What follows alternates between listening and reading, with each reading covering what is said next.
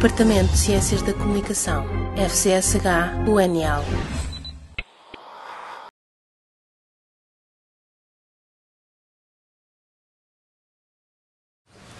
I am very pleased and honored to introduce a remarkable philosopher on philosophy of art and aesthetics, and especially regarding body and dance. But these realms are inseparable of the interest on Fernando Pessoa, based on a strong and fertile and very accurate philosophical concepts. You can look at the biographies written here. There's the names of the several works on these subjects, and these several works are have a real effect in not only in our cultural and philosophical artistic milieu, but also in Brazil and other countries. Some of these works are translated in English, in Italian, in French, and they are re-edited in Brazil. So let's start to hear José Gil's conference. Thank you. Thank you for your words. Je vais parler en français, pardon. Merci de vos paroles. Je remercie aussi Paulo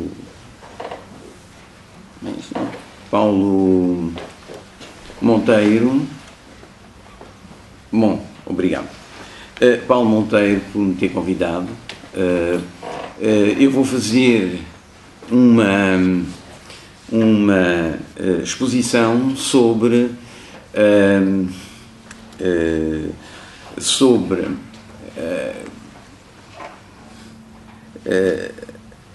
a vida, a filosofia e o teatro, Artaud e um bocadinho de Deleuze.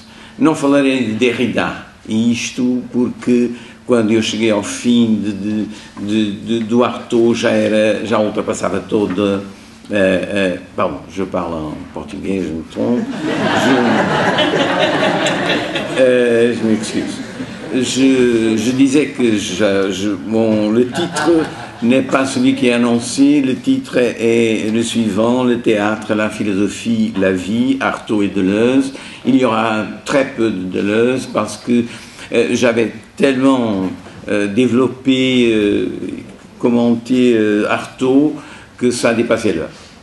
Et j'ai dû couper, ce qui fait qu'actuellement, je pense, ça ne débordera pas, loin de là, les 60 minutes, j'espère moins. Dès le théâtre et dès le début du théâtre et son double, Artaud affirme avec force la nécessité pour la culture occidentale de renouer avec la vie, mieux, d'exercer la vie, souligné par Artaud.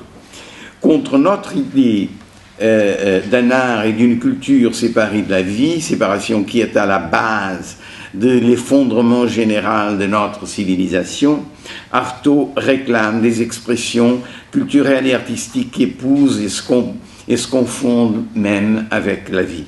Car notre vie se décompose et pourrit. Elle manque de force. Notre culture et tout l'Occident vont ainsi à la mort. Nous sommes victimes d'une infection qui nous corrompt puisqu'elle nous enlève nos capacités de posséder notre vie. Je vais dire, impossible de l'expliquer maintenant, je vais dire que je trouve que tout ce qu'on appelle le délire de Artaud est pour moi du littéral, et je peux le montrer. Je ne vais pas le faire. Donc, quand il dit nous sommes victimes d'une infection, c'est une infection. C'est pas une métaphore. Or, pourquoi elle manque de force. Dans l'ensemble des expressions artistiques, il y en a une qui peut quand même régénérer cette vie et nous redonner des forces, c'est le théâtre. Et pourquoi le théâtre? Parce que le théâtre conserve, entre tous les arts, conserve intact un résidu précisément de vie intacte. Et pourquoi le théâtre conserve ce résidu de vie? Parce que, comme il dit, le théâtre se sert de tous les langages artistiques et n'étant pas un langage au sens des autres arts. Puis, précisément, l'une des caractéristiques de ce langage, c'est de produire des ombres. Des ombres, ce sont des doubles de la vie. Les doubles et les ombres, c'est ce qui est produit sur scène par le théâtre proposé par Artaud, le théâtre de la cruauté.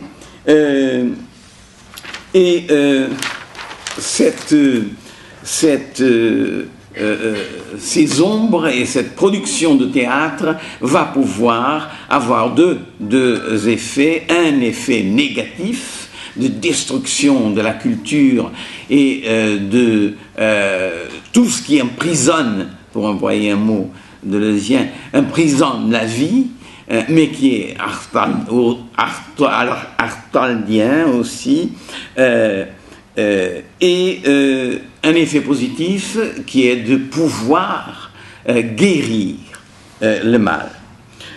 Ainsi les formes de ce qui nous emprisonne dans la culture doivent être brutalisées et détruites.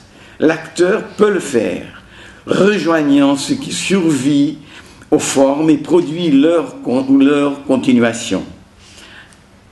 Artaud n'est pas contre les formes, il est contre les formes qui se prennent pour l'essence du théâtre, alors que derrière ces formes vides et pétrifiées de notre culture se trouvent les ombres vraies ou des doubles qui conservent la vie. Car, je cite, le double du théâtre, c'est la vie, et il écrit dans un texte de 1945 à Rodez,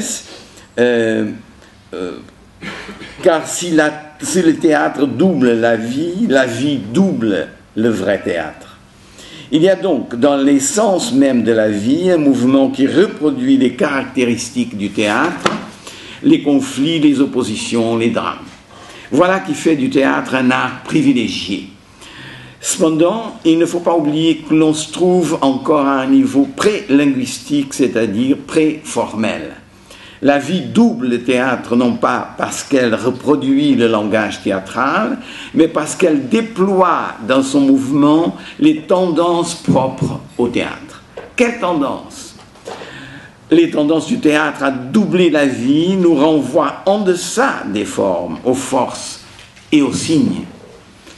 Aux signes intensifs, aux sources des formes qui à leur tour renvoient aux intensités d'avant les formes. Qu'est-ce que la vie? Écoutons plutôt Artaud. Aussi bien, quand nous prononçons le mot de vie, faut-il entendre qu'il ne s'agit pas de la vie reconnue par le dehors des faits, mais de cette sorte de fragile et remuant foyer auquel ne touchent pas les formes.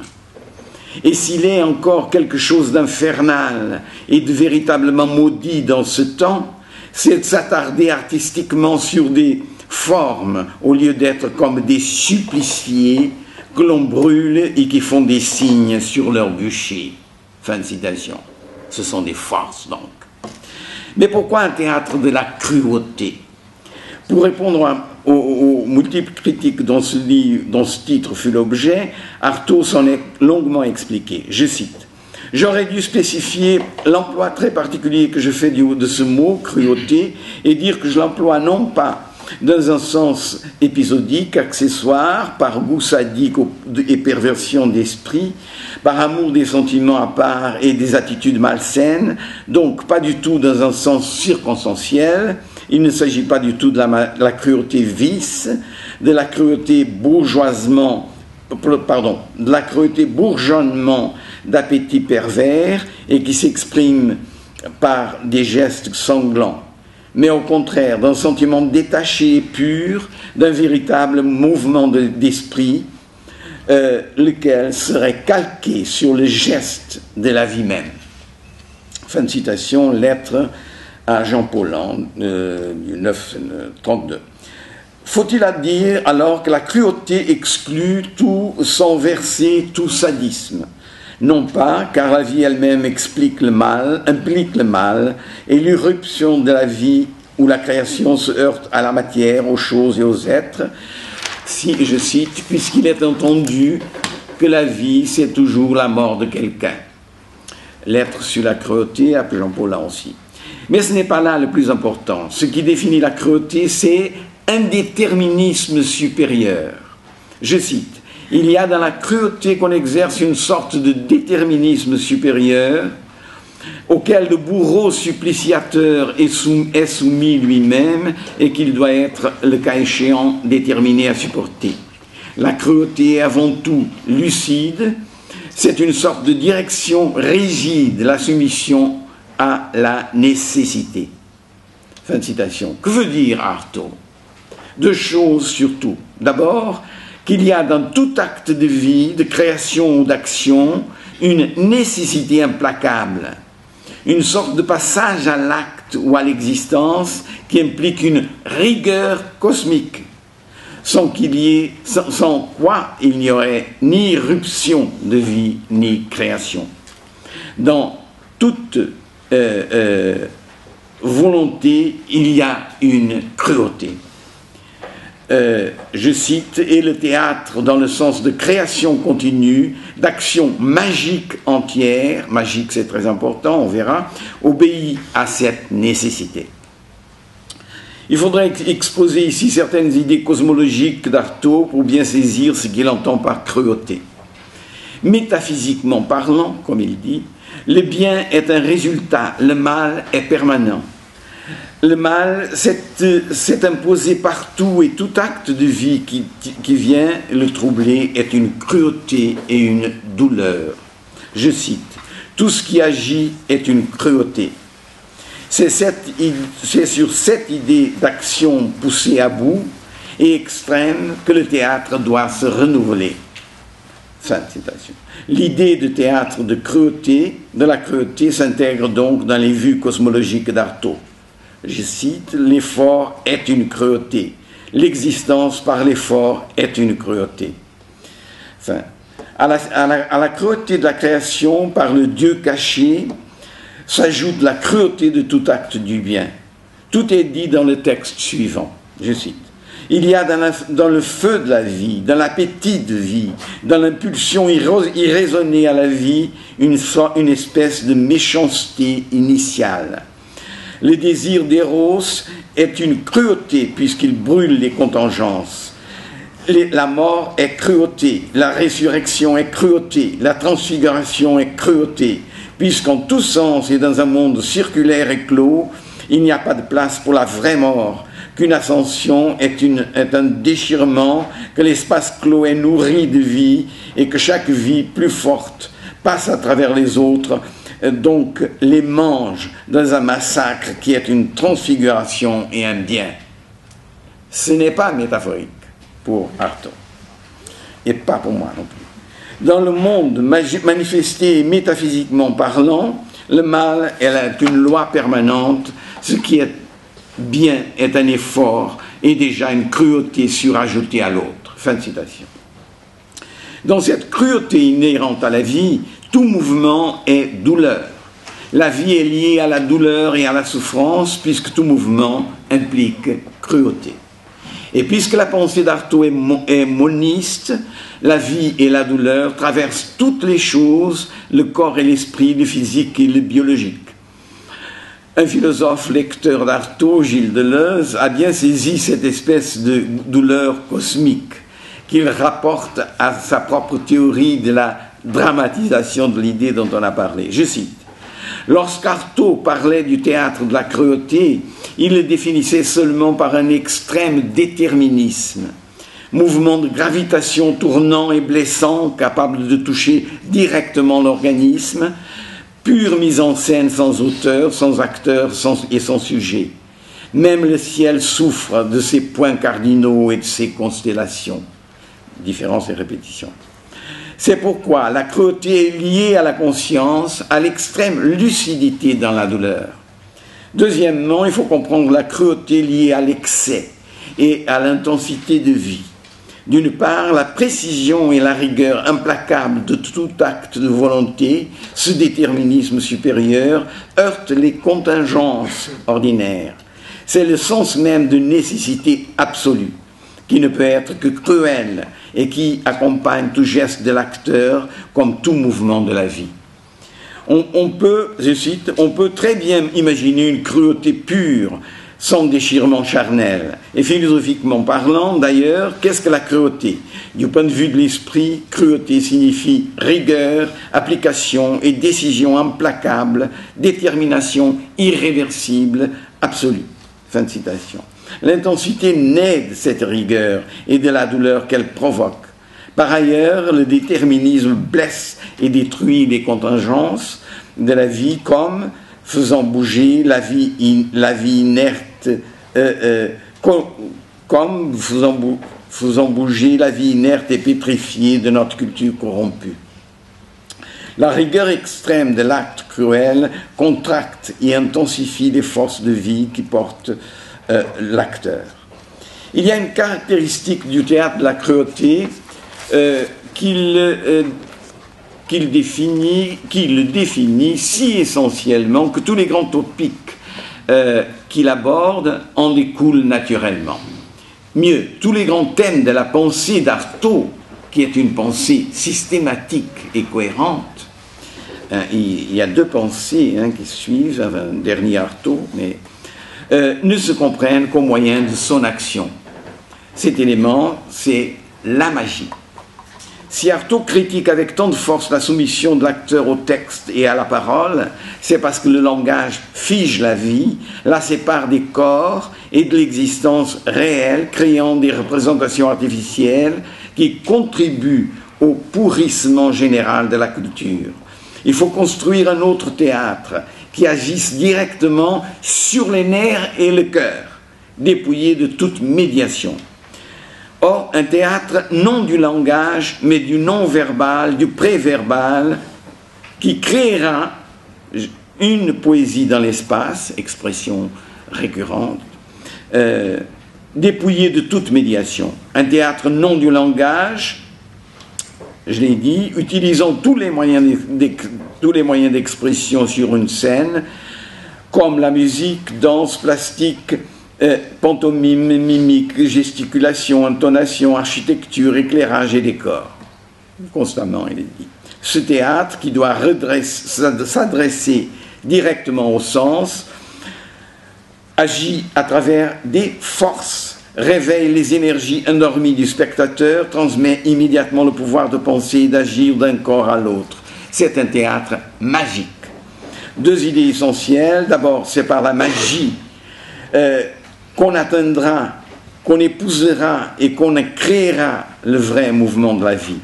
Le langage, les grandes constructions philosophiques ou religieuses restent abstraites, ne captant pas le réel et la vie. Seule la magie du corps, et surtout du corps de l'acteur et du corps d'Artaud, plus tard, seule la magie du corps peut efficacement, un mot constant chez lui, saisir la vie et en contaminer les autres corps. Je cite: « Pour qui a oublié le pouvoir communicatif et le mimétisme magique d'un geste, le théâtre peut le lui réapprendre parce qu'un geste porte avec lui sa force. » Fin de citation. Qu'est-ce que la magie? À la fois l'action des forces et son résultat, ainsi que le moyen qu'ont certains hommes de le provoquer. Et il y a deux types de magie, selon Artaud. Une magie noire, maléfique, qui pourrit le corps et empoisonne l'Occident, et une magie curative, à l'œuvre dans le théâtre de la cruauté, qui devient alors un théâtre de la curation cruelle, dans une expression qui vient bien plus tard, dans les années 40.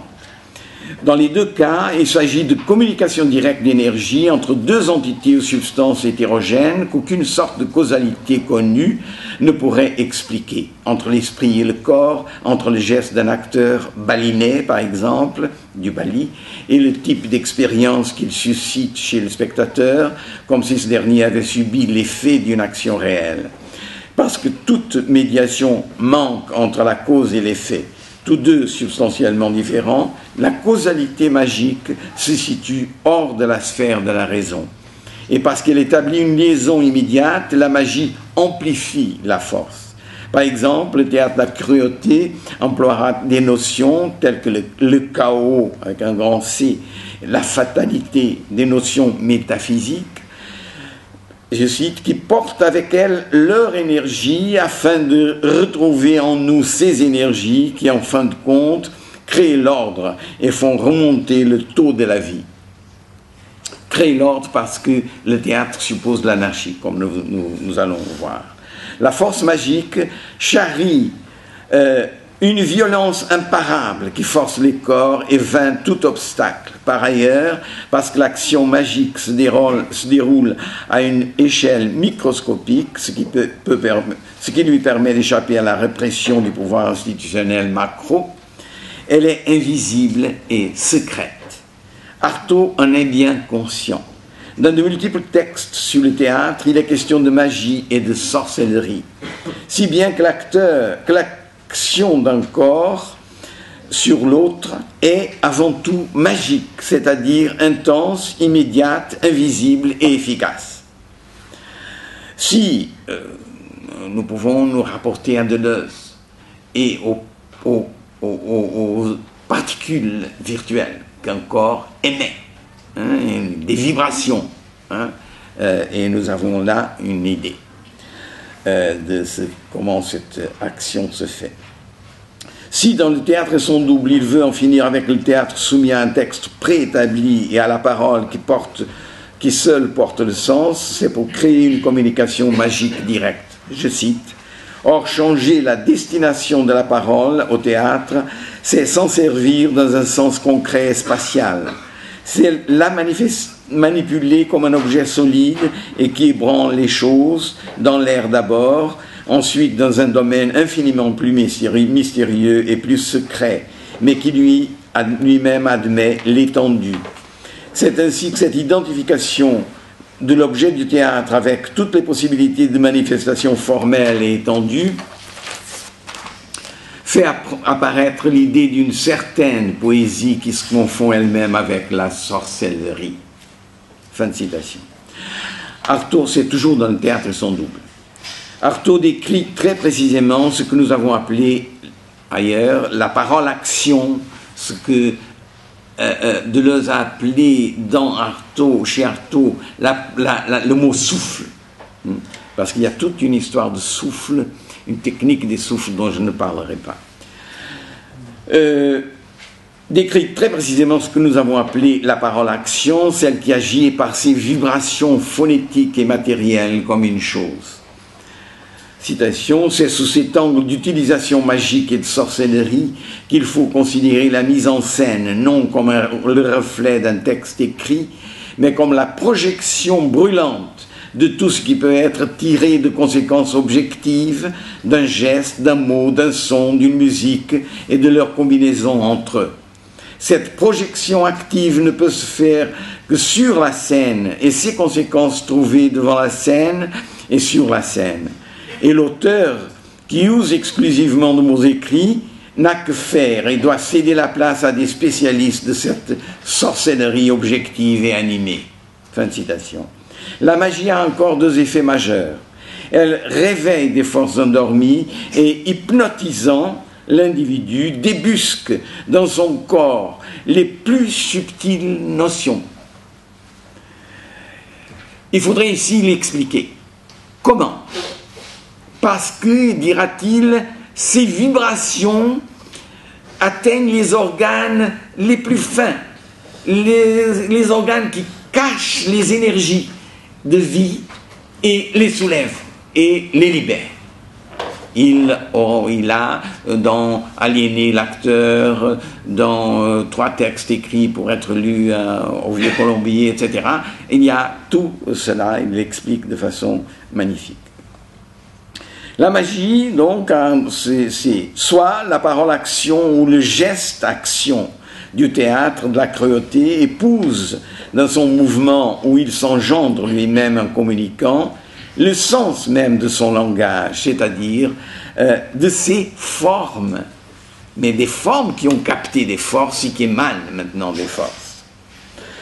En quoi la forme ne se distingue pas de la force, l'une étant immanente à l'autre dans le théâtre de la cruauté. En termes de Leusien, Artaud prétend créer un plan d'immanence totale, où tout élément sur scène, son, couleur, force, habit, geste, cri, lumière, posture du corps, chant, musique, image, contribue à un langage théâtral, où les formes sont des forces et les images se confondent avec l'énergie qu'elles émettent. Théâtre d'intensité, où chaque forme est conçue comme une force singulière. La forme, non seulement conditionne la force, son zigzag, courbe, droite, etc., mais celle-ci coïncide dans son intensité, sa vitesse, son efficacité avec la figure de la forme. C'est le trait figural et matériel de la forme qui caractérise la force qu'elle lance, car la forme est mouvement, trajet, tout comme la force. C'est pourquoi le langage du théâtre et de la cruauté se compose de hiéroglyphes à 3 dimensions qui se meuvent dans l'espace de la scène. C'est le corps qui fabrique ces hiéroglyphes. Ainsi surgit cette poésie dans l'espace, de l'espace moulu, de l'espace projection qui unit le corps de l'acteur au corps du spectateur et qui fait la magie même du théâtre de la cruauté. Voici un texte qui montre comme ce langage magique exprime des couches très subtiles de sens grâce à l'immanence des forces aux formes. Je cite, c'est beau celui-là. « Si la musique agit sur les serpents, ce n'est pas par les notions spirituelles qu'elle leur apporte, mais parce que les serpents sont longs, qui s'enroulent longuement sur la terre, que leur corps touche à la terre par sa presque totalité. Et les vibrations musicales qui se communiquent à la terre atteignent comme un message très subtil et très long. Eh bien, je propose d'en agir avec les spectateurs comme avec les serpents qu'on charme et de les faire revenir par l'organisme jusqu'aux plus subtiles notions. » Fin de citation. L'immanence, c'est au fond celle du théâtre et de la vie. Cite. Briser le langage pour toucher la vie, c'est faire ou refaire le théâtre. La magie permet cette osmose entre le langage et la vie, car en tant que dispositif qui fonctionne au sein même de la vie, elle traduit ou transduit les formes vitales les unes dans les autres, construisant le plan d'immanence du théâtre. En ce sens, il n'y a pas une grande différence entre la magie et la vie. La première multiplie la seconde, l'intensifie, la purifie, la libère. Son action est si puissante qu'elle peut transformer et guérir l'humanité. Magie de curation cruelle. À cette magie puissante de vie s'oppose la magie noire qui corrompt le monde. Il y a toute une logique dont je ne parlerai pas de cette magie noire et de cette corruption. Le théâtre de la cruauté parviendra peut-être, les textes varient un peu à ce sujet, à la vaincre et à refaire l'humanité. Je cite maintenant un poème. Le monde des esprits est ce monde qui a besoin d'un certain nombre de coups de pied au cul pour se décider à vider le plancher. Et le théâtre a tout ce qu'il faut pour les lui donner efficacement. Là, le monde ce monde nous paraît impur, malpropre, obscène, bas, mesquin, vil et vilain. C'est une erreur, il est magique, mais il est salement magique. Et c'est par magie, la magie pure, que ce monde tombé si bas défend avec un acharnement aussi obstiné tout ce qu'il y a de vil, d'insipide, d'infâme. C'est par les manœuvres de magie noire qu'il meuble tout l'air dont nous sommes suffoqués de cette pullulation agressive de larves qui constitue ces gardes du corps. Magie pour magie, à la magie sexuelle d'un monde infâme doit répondre la magie curative cruelle d'un théâtre revenu à soi. Fin de citation. Ce théâtre revenu à soi, théâtre magique, est aussi un théâtre métaphysique. En fait, Artaud refuse délibérément cette expression, préférant parler de mise en scène métaphysique. Pourquoi ce refus et pourquoi cette relation étroite entre la mise en scène théâtrale et la métaphysique? S'il regrette d'utiliser le terme de métaphysique, c'est parce qu'il refuse la métaphysique des systèmes philosophiques. Son théâtre ne sera jamais une application de ces idées métaphysiques-là. En vérité, ce n'est pas à cause de son contenu qu'une idée pour Artaud est métaphysique. Qu'est-ce donc qu'une idée métaphysique? Et pourquoi la mise en scène du théâtre de la cruauté doit-elle produire des idées métaphysiques? En vérité, il n'y a pas d'idée métaphysique en soi, existant par soi, comme des idées platoniciennes. Une idée métaphysique pour Artaud doit être produite par le jeu théâtral et par la mise en scène, en émanée comme si ce jeu obéit à certaines caractéristiques qui ne sont pas des règles formant un algorithme. Le théâtre construit son langage à partir de la poésie dans l'espace, c'est-à-dire de l'espace et du mouvement sur la scène. La métaphysique, comme, je cite, développement de l'expression en tous sens de tous les éléments physiques de la scène et de toutes leurs combinaisons possibles, et, fin de citation, exprime une pensée profonde et totale, parce que tous les langages possibles, construisibles avec ces éléments, y sont virtuellement contenus. C'est un théâtre qui vient de la scène. Retenons quelques caractéristiques de cette mise en scène métaphysique. A. L'expression qui en émane est directe et immédiate, atteignant les nerfs et le cœur du spectateur. Ce sont des idées métaphysiques, lesquelles naissent de la scène, des gestes, de signes, d'attitudes, de sonorités, qui constituent le langage de la réalisation et de la scène, ce langage qui développe toutes les conséquences physiques et poétiques sur tous les plans de la conscience et dans tous les sens, entraînant nécessairement la pensée à prendre des attitudes profondes qui sont ce que l'on pourrait appeler de la métaphysique en activité. Cette expression va être prise par Deleuze, sans qu'il cite Artaud. La métaphysique en activité, fin de citation. B. Les idées métaphysiques agissent, sont des forces poétiques en mouvement. Elles agissent comme des choses, atteignent la pensée et les corps. Ce ne sont pas des idées au sens traditionnel des modes d'une substance distincte de la matière. C. Ce sont des idées profondes. La profondeur métaphysique vient ici de ce que le jeu théâtral réveille les couches les plus subtiles et les plus cachées de l'inconscient. Et il faudrait ici développer l'idée qui n'est pas mais implicite, c'est terriblement implicite chez Artaud, l'idée de l'inconscient du corps. Et que, travaillant l'espace avec tous les moyens possibles propres au théâtre, les combinant en tous sens, il apporte à l'expression la totalité du monde et du cosmos. D. Ce sont des idées poétiques, je cite. C'est que la vraie poésie, qu'on le veuille ou non, est métaphysique. C'est même, dirais-je, sa portée métaphysique, son degré d'efficacité métaphysique qui en fait tout son véritable prix. La poésie suppose une anarchie profonde qui l'approche du danger avec un grand D, idée que nous reprendrons plus loin. E. Le théâtre de la cruauté met en scène des thèmes qui ne viennent pas d'un auteur, mais, tel le théâtre balinais, qui viennent des jonctions primitives de la nature qu'un esprit double a favorisé. C'est une sorte de physique première d'où l'esprit ne s'est jamais détaché. Cette métaphysique de la mise en scène suppose une ontologie. C'est un théâtre de c'est un théâtre de signes.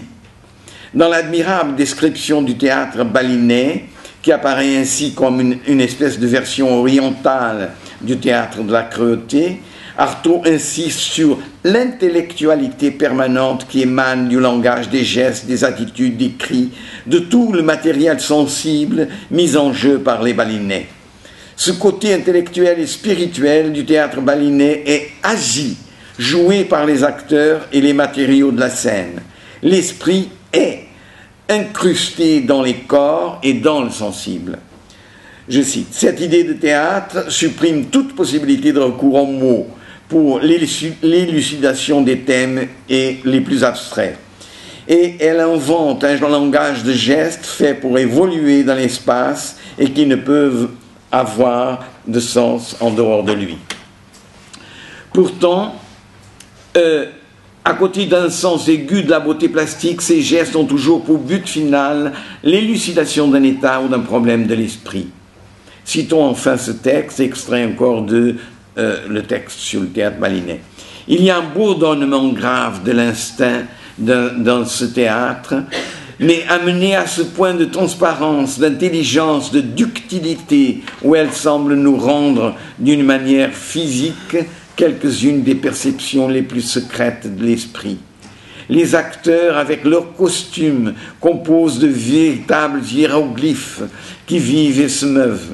Et ces hiéroglyphes à 3 dimensions sont à leur tour subrodés d'un certain nombre de gestes, de signes mystérieux qui correspondent à l'on ne sait quelle réalité fabuleuse et obscure. Il y a quelque chose qui participe de l'esprit d'une opération magique dans cette intense libération de signes, retenus d'abord et jetés ensuite soudainement dans l'air. Je crois que ça va aller. Nous avons une idée maintenant de la façon dont Artaud rapproche le théâtre de la philosophie à travers ce qu'il appelle les idées métaphysiques de la mise en scène. Ce qui nous autorise à nous interroger sur la pertinence de ce rapprochement, sachant ce qu'il opère chez Artaud, sachant que ce qu'il opère chez Artaud, c'est un élément précis, la vie. À notre tour, nous renvoyons à la question qui traverse la philosophie moderne. Comment philosopher au plus près de la vie, que l'on mettra en parallèle avec le souci premier d'Artaud. Comment bâtir un théâtre qui se confonde avec la vie même? S'il y a parallélisme entre ces deux questions, c'est parce qu'elles résonnent l'une sur l'autre, multipliant les échos, c'est-à-dire les problèmes, les pensées, les solutions qu'elles découvrent. Si bien que tout comme Artaud est amené à concevoir une mise en scène qui est une métaphysique en activité, on est peut-être en droit de concevoir la philosophie comme le mouvement d'un drame. Nous aurions ainsi 2 modes différents de viser le même but, fondre pensée et vie dans le même noyau ontologique. Alors, les résonances entre théâtre de la cruauté et pensée philosophique ne formeraient pas un cercle constituant seulement une autre manière de réaliser l'ontologie. Le théâtre et la philosophie coïncideraient parce que chacun d'eux se confond avec la vie. Les moyens de réaliser la mise en scène de la cruauté et les moyens de construire l'ontologie par la pensée philosophique forment en vérité 2 séries différentielles qui résonnent et communiquent à travers ce que Deleuze a appelé le précurseur sombre. Ici, le conflit, la lutte, les dilemmes, les antinomies, les éléments infinis du drame constituent précisément le différent différenciant ou le différent en soi de Deleuze. Car il s'agit d'une ontologie de la différence. Ce conflit dramatique fait communiquer les séries et en reliant par la tension différentielle. C'est lui qui fait bouger, en les différenciant intensivement, les scènes successives de la mise en scène théâtrale. C'est encore lui qui fait mouvoir les concepts et les idées philosophiques en les différenciant internement et externement par rapport à l'autre série. C'est en ce sens seulement que l'on peut dire que la philosophie est un drame. Elle est drame en ce que le mouvement des concepts entre dans un jeu de tension, conflit et attraction de concept-action. Jeu singulier non dramatique, au sens du vieux drame qu'on veut combattre. Différent de la singularité du jeu dramatique des actions métaphysiques, maintenant de la métaphysique en activité du théâtre de la cruauté. Pourquoi cette différence et cette jonction? Parce que le concept action philosophique atteint et agit sur les corps de façon différente de celle de l'action dramatique métaphysique, car chacun d'eux émet des particules virtuelles ou des forces microscopiques aux intensités singulières uniques. Mais pourquoi les conflits sont-ils à l'origine du théâtre? Et pourrait-on dire de même que le conflit est à la source de la pensée philosophique? Ce sera encore Artaud qui nous fournira le point de départ de l'exploration de ces questions. Il y a dans le théâtre et son double un texte qui aborde directement le problème. Je cite: « Si l'on pose en effet la question des origines et la raison d'être ou de la nécessité primordiale du théâtre, on trouve d'un côté et métaphysiquement la matérialisation, ou plutôt l'extériorisation d'une sorte de drame essentiel qui contiendrait d'une façon à la fois multiple et unique les principes essentiels de tout drame. Il y a un drame essentiel qui est dans l'être. Ce drame essentiel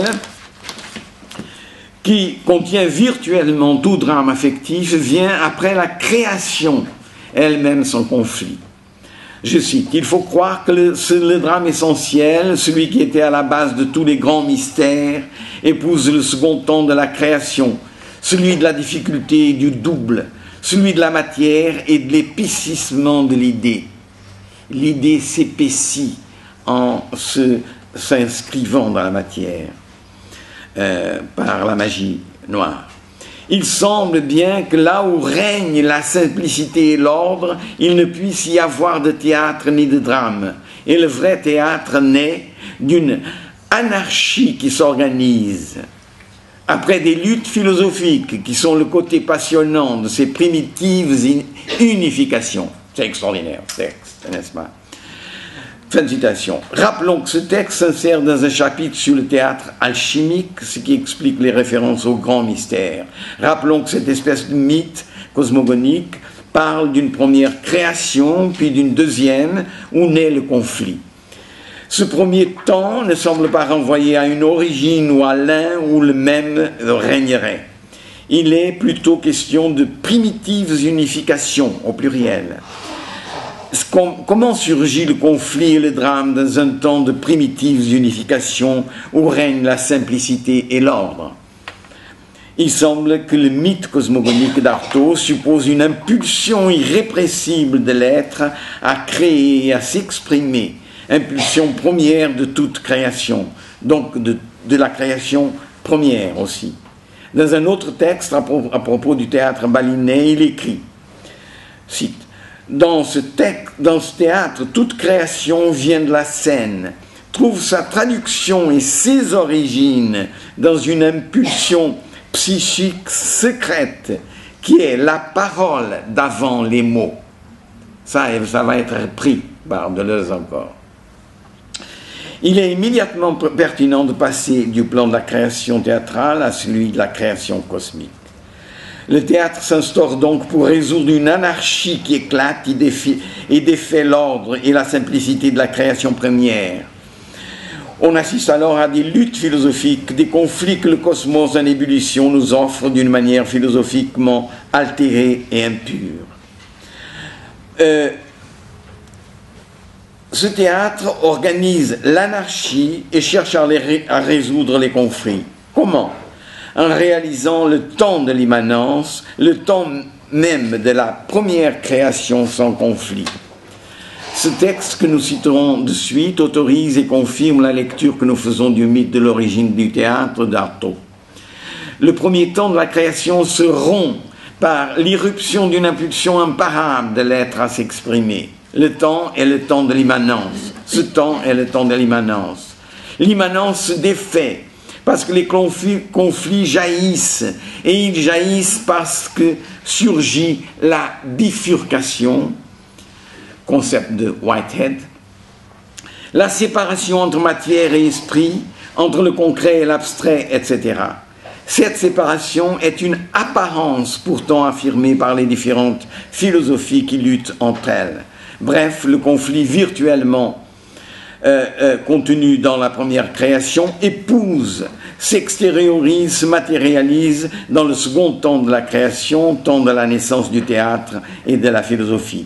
Mieux, peut-être, le conflit s'exprime et donc existe parce que la philosophie dit la fausse séparation ontologique, fausse mais efficace, et qui fait tout notre malheur. Écoutons donc ce que dit Artaud. À propos des mystères de l'Eusis, qu'il compare à sa propre idée de théâtre, il écrit, je cite, « Je crois plutôt qu'il devrait mettre en scène les projections et des précipitations de conflits, de luttes indescriptibles de principes, prises sous cet angle vertigineux et glissant, où toute vérité se perd en réalisant la fusion inexplicable et unique de l'abstrait et du concret, et d'autre part, résoudre par des conjonctions inimaginables et étranges pour nos cerveaux d'hommes encore éveillés, résoudre ou même annihiler tous les conflits produits par l'antagonisme de la matière et de l'esprit, de l'idée et de la forme, du concret et de l'abstrait, et fondre toutes les apparences à une expression unique. » Fin de citation. La résolution des conflits crée l'immanence, ou plutôt c'est par leur fusion dans l'immanence que les oppositions conflictuelles se résolvent. Il semble donc que pour Artaud, la philosophie elle-même naît du et dans le conflit. Nous dirions pour notre part qu'elle naît d'une nécessité première de la pensée. S'affirmer en se distinguant de la doxa, tout comme le théâtre de la cruauté s'affirme contre le théâtre normal, ordinaire, conventionnel qu'Artaud aborde. Lorsque l'affirmation de la différence est captée par le concept, celui-ci ou bien se scinde et s'ouvre en incorporant la différence avec la doxa, ou bien il se fige et s'enquiste en prenant sur soi réflexivement l'un des pôles différentiels. Un autre concept surgit alors qui se distingue en s'opposant au premier. Deux champs de pensée se forment. La pensée bifurque. La matière devient substantiellement le contraire de l'esprit, le sensible s'oppose à l'intelligible, etc. Et les conflits éclatent entre les théories des concepts organisés, les philosophies, qui cherchent à occuper tout l'espace de la pensée ou laisser ouvert par la violence de l'affirmation première de la différence. C'est donc dans la différence, dans l'espace déchiré et illimité du mouvement du concept que naît la philosophie. Espace de l'affirmation d'une multiplicité virtuelle de différences, après les unifications multiples. Cet espace peut devenir celui des luttes entre systèmes de concepts réflexifs ou l'espace de création de nouveaux concepts. Dans le premier cas, il y a un enquistement des concepts, dans le second, l'ouverture du concept au mouvement même de la vie. Dans le premier cas, le territoire de la philosophie est ce champ de bataille de ces combats sans fin dans la métaphysique dont parle Kant dans la préface à la première édition de la critique de la raison pure dont on a parlé tout à l'heure. Dans le deuxième cas, la pensée philosophique n'abolit pas le conflit en construisant son plan d'immanence, mais ce sont des conflits d'un autre ordre. Non de système contre système, mais encore et toujours contre la doxa, contre le temps et l'entropie, contre la menace du chaos, ou plutôt contre la menace de ce qui se dresse précisément contre l'opinion et qui, par son intensité, conduit le philosophe au bord du chaos. Cela, Artaud l'appelait le danger, avec un grand D. Que doit faire le théâtre de la cruauté pour détruire le théâtre et la culture contemporaine? Comme je n'ai pas le temps de répondre à cette question, je vais terminer en disant il faudrait maintenant que la différence et avec elle le conflit soit à la source de la pensée philosophique. Malheureusement, je n'ai plus le temps de le faire, de le montrer. En revanche, et puisque nous sommes peu à peu rapprochés de Deleuze, je voudrais citer pour terminer quelques textes de Différence et répétition qui proposent une nouvelle idée de la philosophie en introduisant le mouvement dans le concept, en transformant le concept en action, en niant la représentation, en abolissant toute médiation entre l'œuvre et l'esprit, bref, en extrapolant vers le plan de la philosophie tout ce que Artaud veut réaliser dans son théâtre de la cruauté. L'inspiration non avouée vient clairement d'Artaud. Deleuze va jusqu'à reprendre des expressions du théâtre et son double, telles que mettre la métaphysique en activité ou un langage qui parle d'avant les mots. L'expression d'Artaud est la parole d'avant les mots. Bref, si la nouvelle philosophie de la répétition et de la différence se fonde sur le théâtre, c'est bien du théâtre d'Artaud et à nul autre qu'il va chercher ses sources. Je cite Deleuze. On parle volontiers, à propos de Kierkegaard et Nietzsche, d'un dépassement de la philosophie. Or, ce qui est en question dans toute leur œuvre, c'est le mouvement. Ce qu'ils reprochent à Hegel, c'est d'en rester au faux mouvement, au mouvement logique abstrait, c'est-à-dire à la médiation. Ils veulent mettre la métaphysique en mouvement, en activité. Ils veulent la faire passer à l'acte et aux actes immédiats. Il s'agit de produire dans l'œuvre un mouvement capable d'émouvoir l'esprit hors de toute représentation. Il s'agit de faire du mouvement lui-même une œuvre sans interposition, de substituer des signes directs à des représentations médiates, d'inventer des vibrations, des rotations, des tournoiements, des gravitations, des danses et des sauts qui atteignent directement l'esprit. Cela, c'est une idée d'homme de théâtre, une idée de metteur en scène, en avance sur son temps. N'est-ce pas ce que dit Artaud, finalement? Et c'est de Deleuze. Je cite encore Deleuze. C'est en ce sens que quelque chose de tout à fait nouveau commence avec Kierkegaard et Nietzsche. Ils ne réfléchissent plus sur le théâtre à la manière hegelienne. Ils ne font pas davantage un théâtre philosophique. Ils inventent dans la philosophie un incroyable équivalent de théâtre et par là forment ce théâtre de l'avenir en même temps qu'une philosophie nouvelle. Plus loin, il affirme, le théâtre, c'est le mouvement réel. Et dans tous les arts qu'il utilise, il extrait le mouvement réel. Et Deleuze continue en résumant sa philosophie de la répétition en termes de théâtre, proposant de dramatiser les idées, annonçant une autre conception du concept.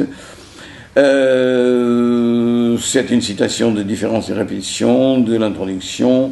Tout cela vise en vérité l'immanence comme axe d'une ontologie de la différence. Je me demande si, sur ce plan, Artaud n'est pas allé plus loin que Deleuze, que le Deleuze de Différence et répétition, dont la pensée n'avait pas encore construit le concept d'immanence et élaboré l'idée de concept-action.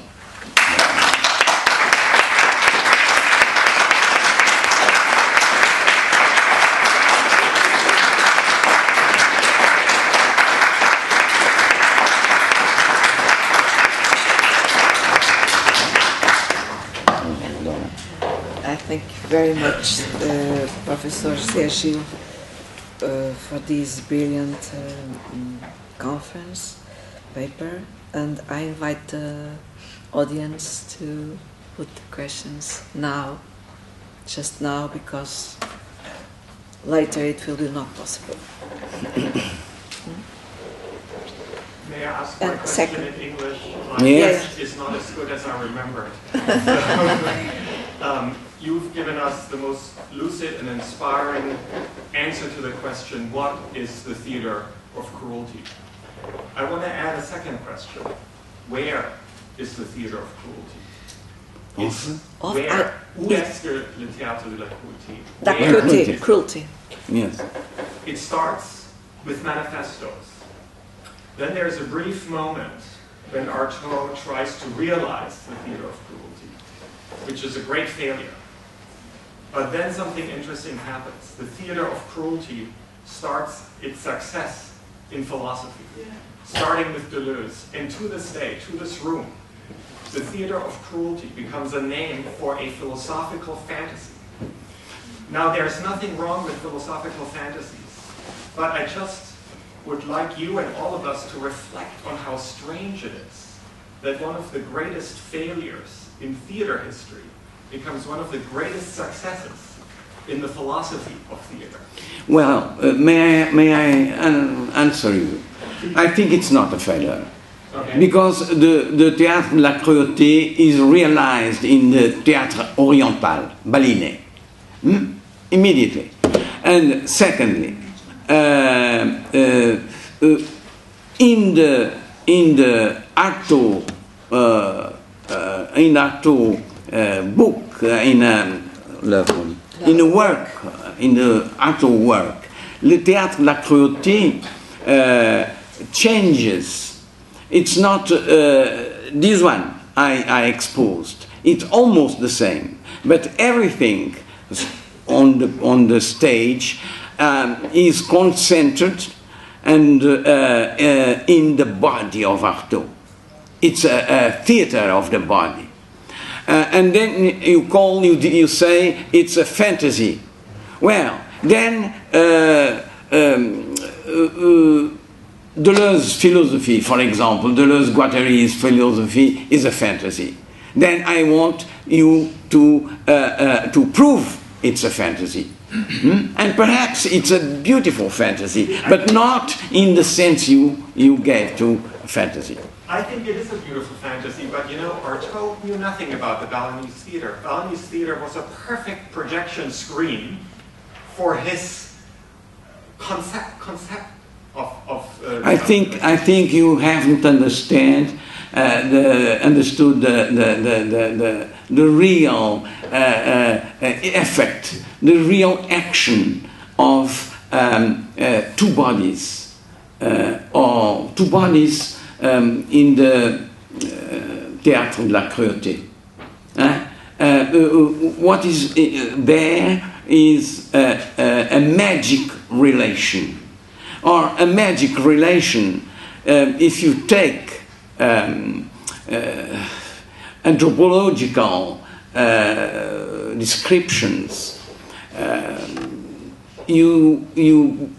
but very from Turner, for example, or Leach, or you have something which is more than a word,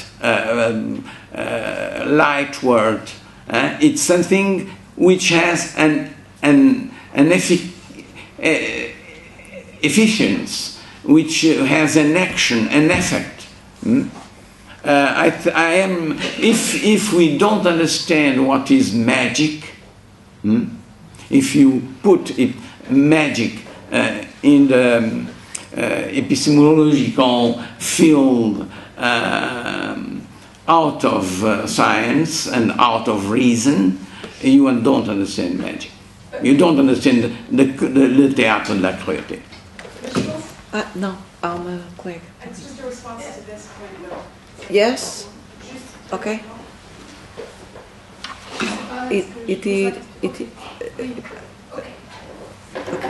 Alors, ma question est une question remarque des deux.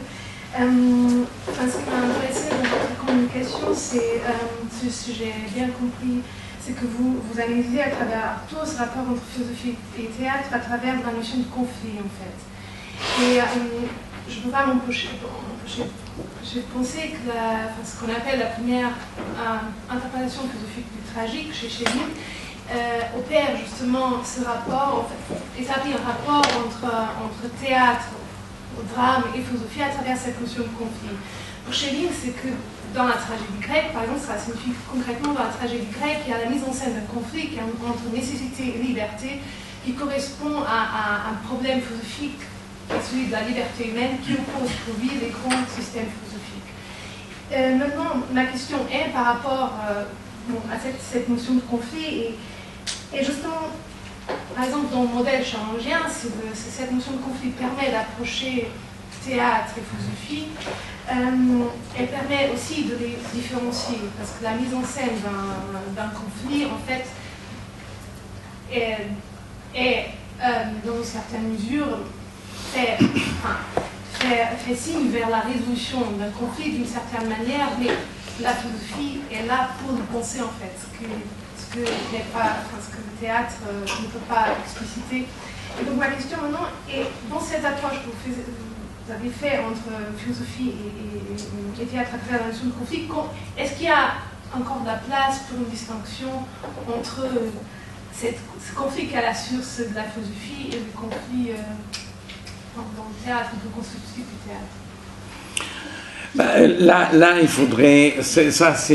il y a plusieurs couches dans ce que vous dites, couches de questions. Première question, c'est la dernière, la vôtre. Est-ce qu'il y a de la place pour un conflit, pour une source des conflits? Bien, je vous renvoie à ce qu'il dit sur le drame essentiel. Bon, ça c'est une mythologie, et c'est quelque chose qui a à voir. Mais il y croit à ça. Je ne peux pas, je dis il y croit parce que moi, je ne suis pas sûr. Ce que je suis sûr, c'est que dans ce que je n'ai pas fait, et je dis qu'il faudrait le faire, c'est faire naître le conflit de la différence. Le conflit, ce n'est pas le conflit d'une... et il n'y a pas que le conflit. Il n'y a pas que le conflit entre des oppositions ou des contraires. Il y a bien des figures du drame dont je n'ai pas parlé. Il y a des figures qui sont logiques, les antinomies, les dilemmes. Et puis le drame, ce n'est pas seulement le conflit.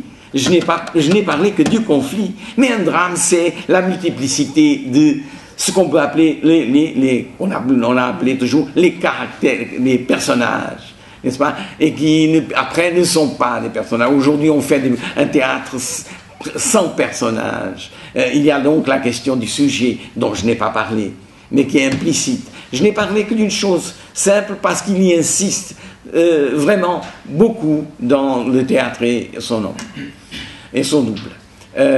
Mais il a aussi d'autres. Dans le texte de Deleuze parle de beaucoup plus de types de mouvements, de torsion, de rotation, de gravitation, de tas de choses, qui sont des conflits. La première question, je ne me souviens plus. La vôtre. Oui, bon, c'était plutôt une remarque, c'était pas à penser comment le conflit permet de penser ce rapport entre philosophie et théâtre. Si on a en tête, par exemple, un modèle comme le modèle de Schelling, qui me paraît, en tout cas à ma connaissance, la première tentative vraiment de faire ce rapport entre philosophie et drame, pas le théâtre mais le drame, à travers cette notion de conflit, mais c'était plutôt une remarque, en fait. Please. Non, c'était juste donc une précision par rapport au théâtre de la cruauté. Je pense que c'est pas du tout dans le théâtre Baillinet qu'Artaud a vu dans l'exposition universelle, etc., mais précisément Tarahumara, quand il était dans la montagne, et c'est seulement dans Pour en finir avec le jugement de Dieu qu'il a réalisé en fait un théâtre de cruauté. Donc je pense que vous parlez de magie, et c'est pas du tout dans un théâtre oriental, balinais, qui est en fait très stylisé, qui est très rigide, mais au contraire dans cette rencontre terrible, horrible, avec en fait pour lui l'expérience d'une période, etc., qui a lancé vraiment la dernière phase de cette conceptualisation. Je pense que ce qui est intéressant là, c'est que dans Pour en finir avec le jugement de Dieu, oui, mais je vous ai... D'accord, merci. Mais j'ai parlé du théâtre et son double. Je ne suis pas allé plus loin. J'ai seulement dit que la conception du théâtre de la cruauté a changé. Non, mais c'était par rapport... à la cruauté. Oui, non, mais c'était par rapport à la réflexion que le théâtre de cruauté n'a en fait jamais existé. Vous avez dit oui, précisément, dans le théâtre balinais. C'est-à-dire que en fait, c'est ce qu'avait dit Martin tout à l'heure, c'est une projection que le théâtre balinais serait le théâtre de la cruauté. Et je pense qu'en fait, c'est-à-dire C'est-à-dire que cette idée-là du théâtre de la cruauté, elle est développée beaucoup plus loin et dans une façon très terrible. Et je pense que c'est très vrai qu'il y a c'est-à-dire there's a total failure of the theater of cruelty that becomes philosophy. And I think Mallarmé is another example of a failure of a project that passes into philosophy. And I think that it's a really interesting reflection. And I just wanted to continue this point, de reprendre cette question de la magie que vous aviez, à laquelle vous nous aviez dirigé pour juste nous ramener aussi au Tarahumara. Oui, je n'ai pas parlé des Tarahumara, de tous les textes. Seulement, dans le théâtre et son double, il n'y a pas que le théâtre balinais. Et il parle de son théâtre en le comparant par attraction au théâtre balinais. C'est pas par hasard, comme vous savez, le théâtre et son double, c'est un ensemble de textes. Le théâtre alchimique, le théâtre balinais, la mise en scène métaphysique et la métaphysique, etc., etc. Et ce sont bien souvent des conférences. Ce sont des conférences. Or, ces conférences sont des conférences prononcées avant tous les textes des Tarahumara, sur le peyote, qui sont du même, je suis d'accord avec vous, sont de la même souche. C'est la même pensée qui travaille, mais qui est déjà différente. Et c'est très intéressant de voir comment tout devient un théâtre centré sur un corps, je veux dire, un corps et la technique extraordinaire des souffles. Pourquoi il ne parle plus, il n'insiste plus sur la lumière, la position, les cris, ou les cris si, parce qu'il y a des souffles dans les cris. Non, tout se concentre, il ne parle plus de plateau, par exemple. Tout se concentre dans le corps, et ça passe par une évolution de la pensée et d'expérience d'Artaud qui a à voir avec Rodez, son christianisme, sa conversion, sa déconversion, etc. C'est-à-dire qu'il se compare au Christ, qu'il devient le Christ, puis il rejette cette identification, etc. Merci, je n'ai pas très bien compris je suis d'accord sur certaines choses, d'autres j'ai l'impression que vous me rapprochiez de ne pas parler les Tarahumara. Non, ce que je disais, c'est que c'est simplement, je pense que vous avez dit, oui, le théâtre de cruauté existe, il existe dans le théâtre balinais. Non, c'est parce qu'on disait que c'était une projection imaginaire. Or, il y avait un théâtre qui était le théâtre balinais. Il se trouve que j'ai vu du théâtre balinais, peut-être dénaturé, à Paris, il y a 20 ans. Peut-être que c'était déjà un autre, pas du tout du coup, mais c'était véritablement impressionnant. J'aimerais le revoir pour voir si j'y vois ce qu'en dit Artaud, qui est absolument merveilleux comme description d'une scène théâtrale.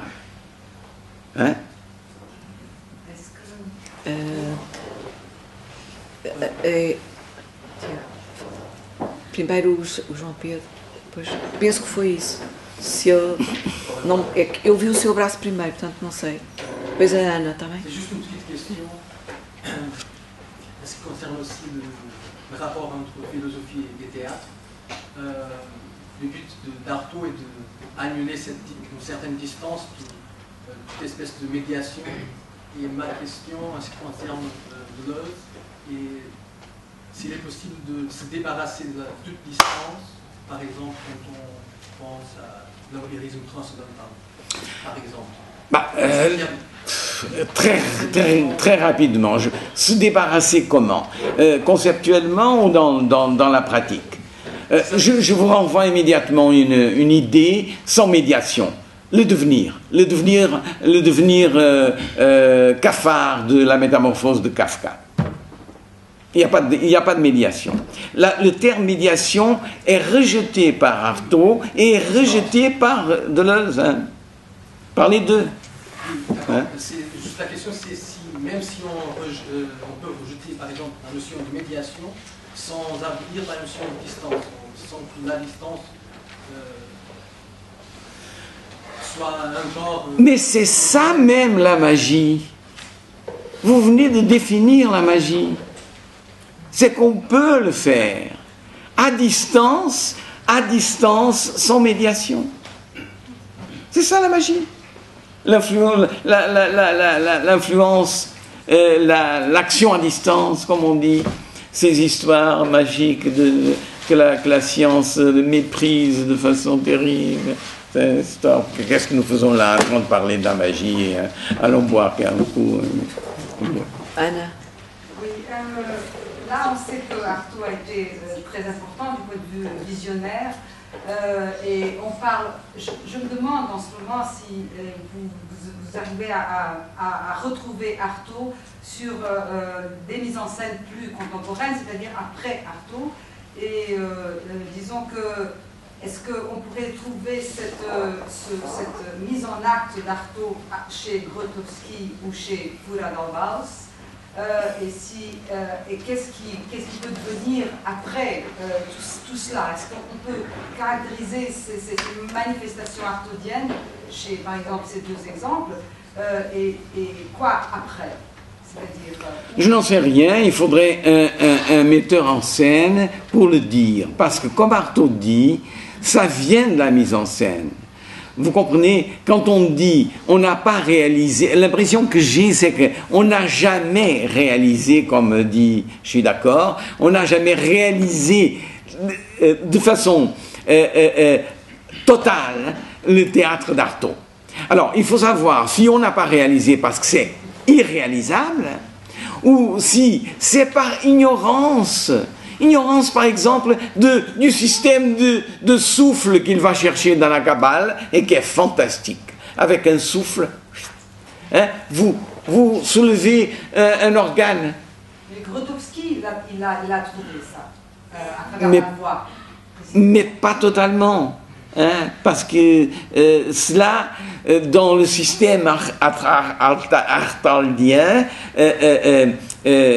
ça va avoir une influence circulaire et avec la même force ou s'amplifiant sur tout le monde.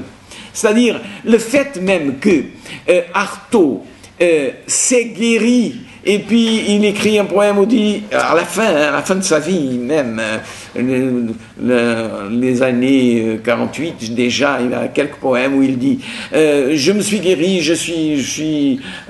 il dit toujours je suis pas fou, il n'est pas fou, mais et puis il dit non, je ne suis pas guéri, ça va mal encore parce que l'humanité ça va mal encore, etc. Puis il reprend, ça c'est la preuve même que parce que la réalisation du théâtre de la cruauté dans sa forme finale, je ne dis pas parfaite, je dis dans sa forme finale telle qu'elle a été conçue par Artaud, si elle était réalisable, elle aurait guéri Artaud et l'humanité. Voilà. Oh, nous sommes tous malades. More questions? Merci beaucoup.